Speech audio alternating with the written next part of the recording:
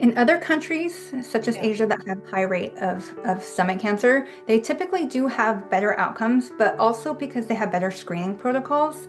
Mm. In the United States, we don't really have any type of screening calls, even for high-risk individuals. So my father would qualify as a high-risk individual. He was 71 years old when he was diagnosed. He was an immigrant from Japan. He was a smoker, 50-year smoker, with a family history of Mm. stomach cancer. So he is somebody that you would say, yes, he has a very high risk. And yet he wasn't screened for it. He just had symptoms and went to the hospital.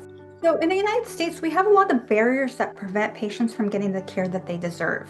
And I will list the four barriers. One, socioeconomic, which also includes insurance.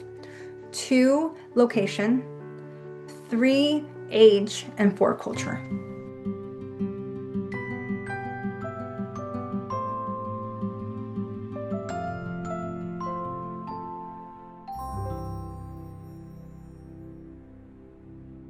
So the first barrier is location. So not every state has an NCI institution. They're like academic institutions where they spend time on research, right? Forefront developing new trials, developing new drugs, and then they have a clinical practice. The difference between going to a local cancer community center versus going to an NCI institution is that they're forefront of research. They're able to go outside the box and really kind of see what's happening before it's happening and kind of give you some data sets and ideas. Another big difference that I found, the NCI institution has a tumor board.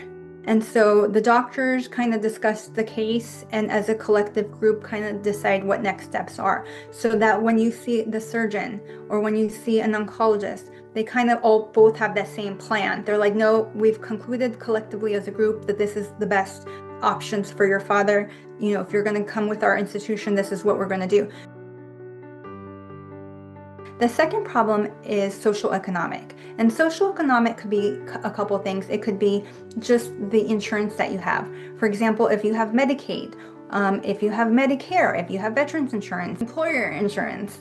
And a lot of the times with this insurance is that they decide who you could see, if they're in network, if they're out network, and then some of the diagnostics that you would need to get a proper diagnosis. Really, for a proper diagnosis, you have CT scans, you have PET scans, you have exploratory surgeries, and really insurance kind of gets to decide your steps, and I think that's really just quite difficult to process. So when my dad was diagnosed, he was assigned to our local hospital, but why don't we go see a doctor that specializes in stomach cancer?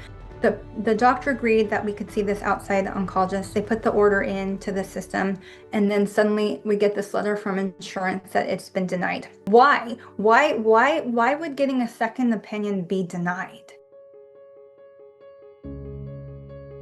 So the third disparity is culture. When we think of culture, it comes in many different facets. For my dad, being Japanese, really he wanted Japanese doctors. And because we have such limited specialists in the United States, I wasn't even going to entertain that. I was like, Dad, you're going to get the best. Yeah. They might be Japanese, they might not be Japanese, but that's not the direction I'm going. There's other cultures that I don't fully understand where maybe they're afraid of clinical trials, or culturally clinical trials were something historically bad, so they don't want to do a clinical trial. The fourth disparity is age. For my dad, he was 71 years old when he was diagnosed, and he was told that he probably had a very good life and he really shouldn't try any type of treatment because it's just going to make his death faster and painful and more uncomfortable. And that was kind of discrimination against age. But typically what we see a lot too at Hope for Stomach Cancer is that patients are dismissed because of their age. They're being told, you are so young and you look healthy, this can't be cancer, it has to be stress, or you have heartburn, or you have midterms. Now that I have Hope for Stomach Cancer, I always think about the diagnosis story. All these patients that go to the ER, all these patients that go to their primary doctor and say, hey, I have heartburn. Hey, I'm really uncomfortable, like something's really bothering me, and they're being dismissed. And my dad was really lucky that he was able to figure this out within 3 weeks. But some of these patients learn within years or months or weeks, and they're not as lucky. as my father.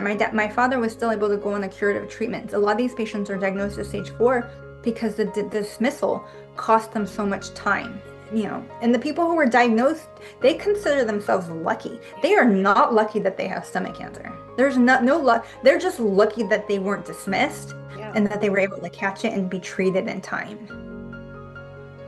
When my dad was diagnosed with stomach cancer, it's not like we knew about these disparities, but we went through all of them to get where he is.